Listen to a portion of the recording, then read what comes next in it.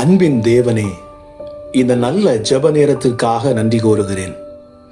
கடந்த காலங்களில் என் குடும்பத்தில், என் வீட்டில் உமது கிருபையினால் முழுமையான மெய்யான சமாதானம் இருந்தபடியால் உம்மை நான் துதிக்கிறேன், ஸ்தோத்தரிக்கிறேன்.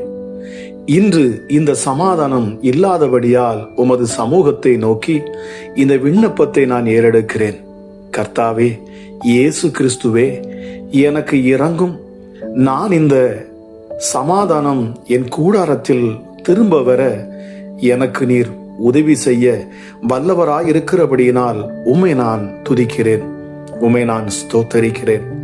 சமாதான பிரபுவாகிய இயேசு கிறிஸ்துவே, உம்மை உறுதியாய் பற்றி கொண்டிருக்கிறேன். என்னையும் என் குடும்பத்தையும் சமாதானத்தினாலும் சந்தோஷத்தினாலும் நிரப்பும்படி கெஞ்சுகிறேன். உம்முடைய வார்த்தைகள் அடங்கிய வேதத்தை நான் நேசிக்கிறேன். அதனால் என் எல்லைகளிலே சமாதானம் நிறையும் என்று நம்பி உம்மை துதிக்கிறேன். என் பிள்ளைகளை நினைக்கும் போது அவர்களின் வாழ்க்கையில் உள்ள கஷ்டங்கள் நஷ்டங்களை பார்த்து வியாகுலப்படுகிறேன். கர்த்தாவே, உன் பிள்ளைகளின் சமாதானம் பெரிதாயிருக்கும் என்று சொன்னீரே, அந்த வார்த்தையின்படி உம் சமாதானத்தை என் பிள்ளைகளிலே நிறைவாக்கும். கர்த்தாவே, அவர்களை நினைக்கும் போது என் சமாதானம் ஒன்றுமில்லாது ஆகிவிடுகிறது. அவர்கள் ஒரு காலத்தில் உமது வேதத்தை நேசித்தார்கள், நீர் போதித்த வார்த்தையின் காரியங்களை கற்றுக்கொண்டார்கள். ஆனால் இன்று அவர்களுடைய வாழ்க்கை உலகத்தாரை போல இருக்கிறது.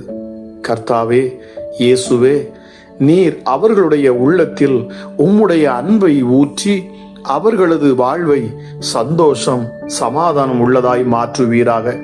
சமாதானத்தை வைத்து போகிறேன் என்று சொன்னவரே, அந்த சமாதானத்தினால் எங்களை நிறைத்தருளும். என் குடும்பத்தில் உள்ள ஒவ்வொரு மக்களிலும் உம் சமாதானம் பெருக நீர் உதவி செய்யும். உன் அலங்கத்துக்குள்ளே சமாதானமும் உன் அரண்மனைக்குள்ளே சுகமும் இருப்பதாக என்று நீர் சொன்ன வார்த்தையின்படி என் வீடு சுகமும் சமாதானமும் நிறைந்திருக்க செய்யும். அப்பா, நீர் எனக்கு சமாதானத்தை தரும்போது நிச்சயமாக என் வாழ்விலும் என் எல்லைகளிலும் சமாதானமும் சந்தோஷமும் உண்டாயிருக்கும். என் சமாதானத்தின் உடன்படிக்கை நிலை பெயராமலும் இருக்கும் என்று சொன்ன கர்த்தாவே, இந்த சமாதானம் நிலை பெயராமல் என்றென்றைக்கும் என் கூடாரத்தில் இருக்கும்படி வேண்டிக் கொள்ளுகிறேன். இயேசு கிறிஸ்துவின் நாமத்தில் வேண்டுகிறேன் பிதாவே, ஆமேன்.